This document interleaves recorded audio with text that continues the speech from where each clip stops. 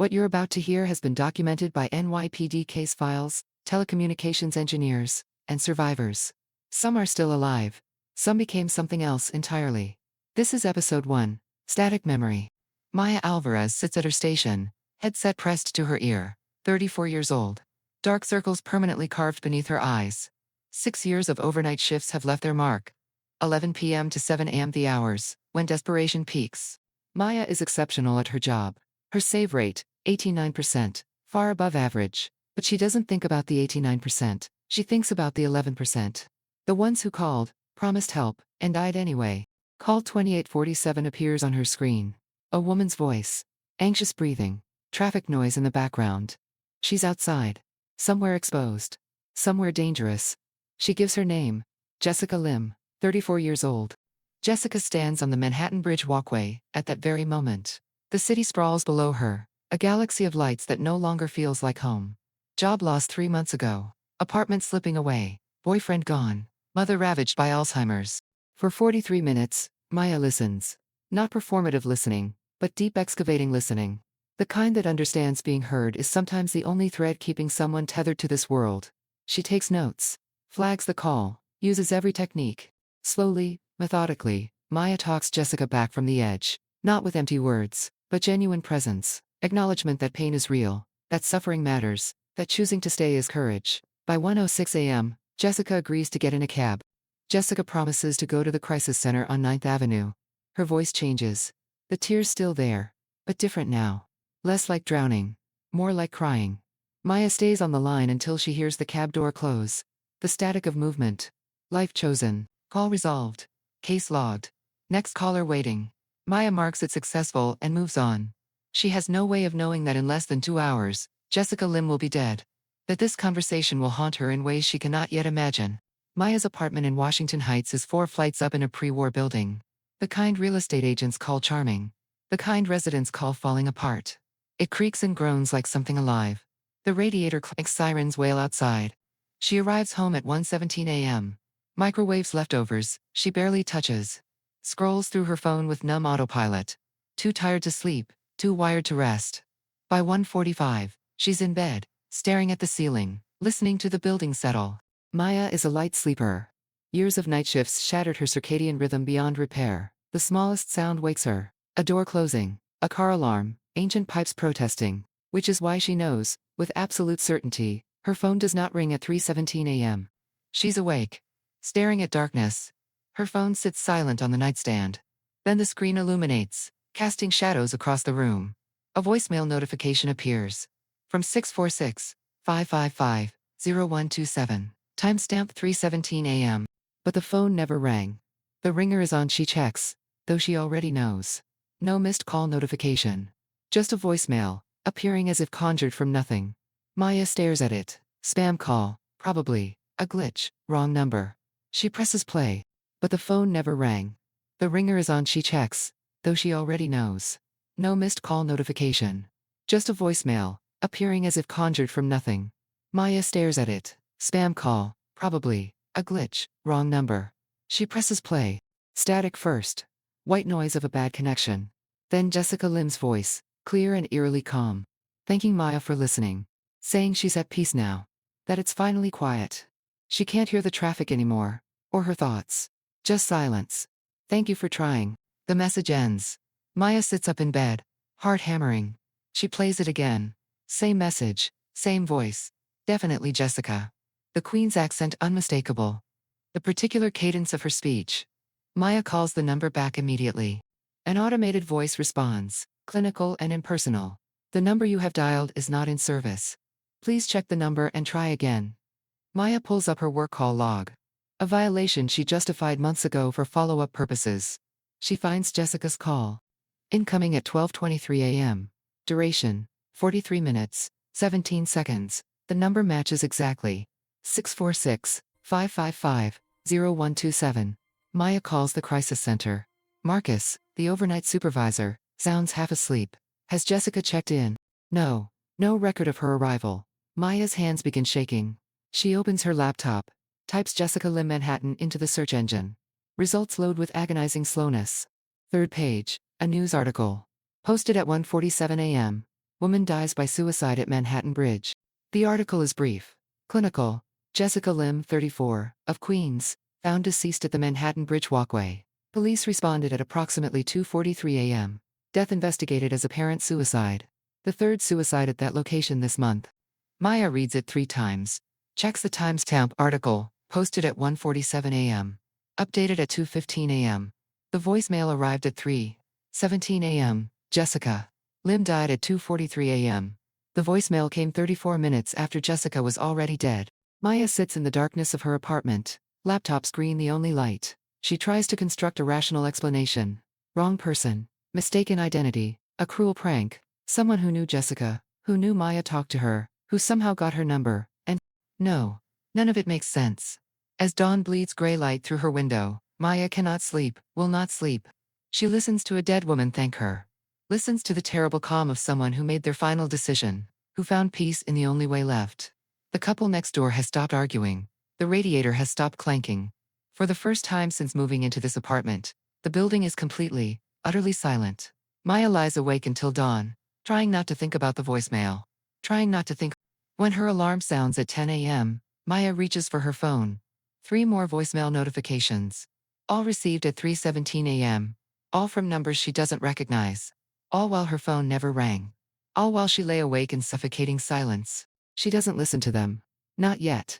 She sits on the edge of her bed, still in yesterday's clothes, and watches morning traffic on St. Nicholas Avenue 7 floors below. People heading to work, to coffee, to lives that make sense. Lives where phones ring when someone calls. Maya looks at her phone again. For voicemails. For impossible messages. Her thumb hovers over the first one. She thinks about Jessica Lim on the Manhattan Bridge, looking at something beautiful one last time. She thinks about the white noise beneath Jessica's voice. That rhythmic static that sounded almost like breathing. Almost like another voice, underneath the first. Maya takes a breath and presses play. The static resolves into words, and the words resolve into her worst fear. She's not losing her mind. Something is very, very wrong. Maya goes to work, despite knowing it's a mistake. The alternative is staying in her apartment with 4 voicemails. She's too afraid to finish, so she showers, dresses, takes the A train downtown like it's any other Thursday. The crisis center occupies the 3rd floor. She's 43 minutes late. Patricia, the day supervisor, just nods. Patricia has worked crisis intervention since hotlines were analog. She's seen every variation of human suffering transmitted through a phone line. Nothing phases her. She asks if Maya slept poorly. Maya says she couldn't sleep. It's not a lie. Patricia hands her follow-up files and mentions Marcus flagged a wellness check. Jessica Lim. Maya took the call. Patricia's expression softens. She says you can't save them all. Maya says she knows, but does she? Maya takes the files to her desk in the back corner. 8 workstations, 2 rows, each with a computer, headset, and tissues for operators who cry between calls. Maya never cries at work. She saves that for the shower, where water can wash it away. She logs into the system and opens her recent call history. 63 calls in the last 2 weeks.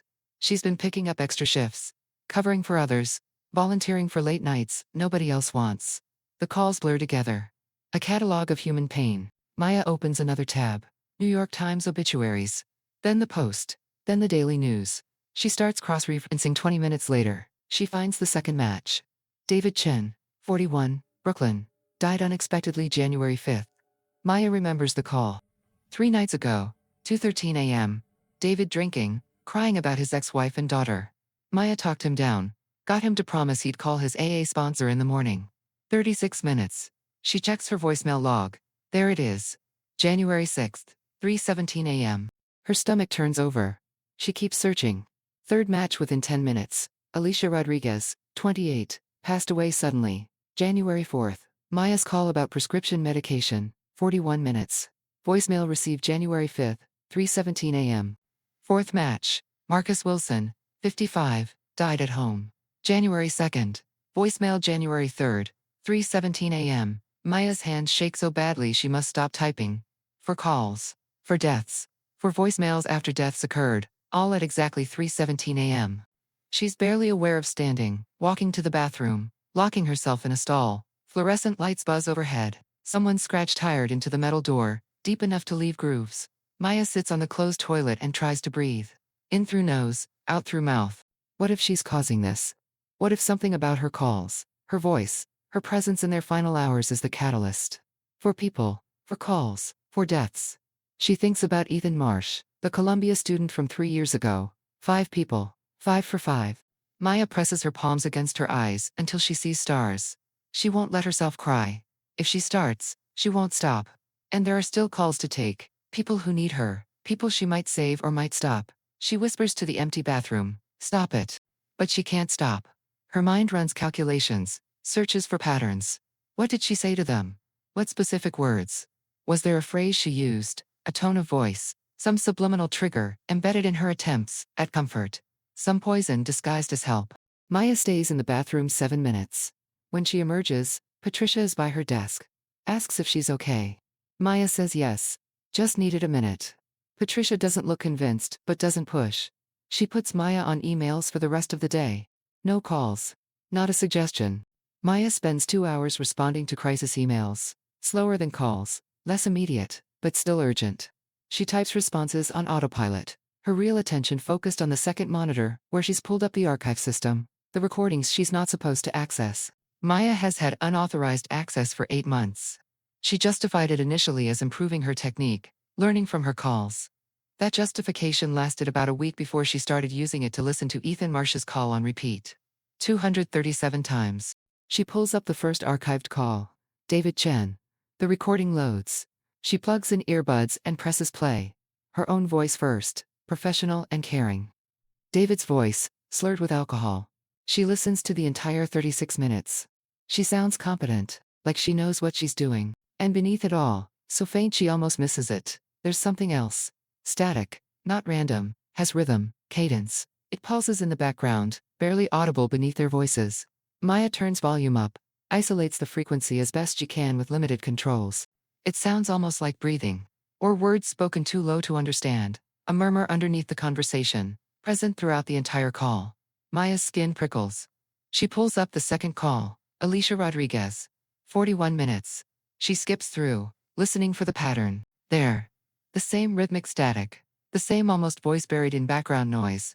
Marcus Wilson's call. Same thing. She pulls up Jessica Lim's call from last night. And yes, there it is. The pattern. Like a signature written in white noise. Like something marking these calls as special. Maya rips out her earbuds, stands so fast her chair hits the desk behind her. She needs to hear Ethan's call. She needs to know if the pattern was there 3 years ago. If this has been happening all along, and she just never noticed. Never listened closely enough. She types his name into the archive search. Ethan Marsh. The system populates the result. Call date October 17, 2022. Duration, 47 minutes, 14 seconds. Operator M. Alvarez. Outcome, deceased. She's listened to this call 237 times. Maya has memorized every pause, every inflection, every moment where she said the wrong thing, or the right thing, or just sat in silence while Ethan cried. She's never listened for background noise. She skips to the middle, to the moment she's replayed most often. Ethan talks about his research, about how overwhelming Columbia is, how he can't sleep because his brain won't turn off. He says sometimes he thinks he sees patterns that aren't really there. Something alive in the network diagrams. Something watching. Do you ever feel like that?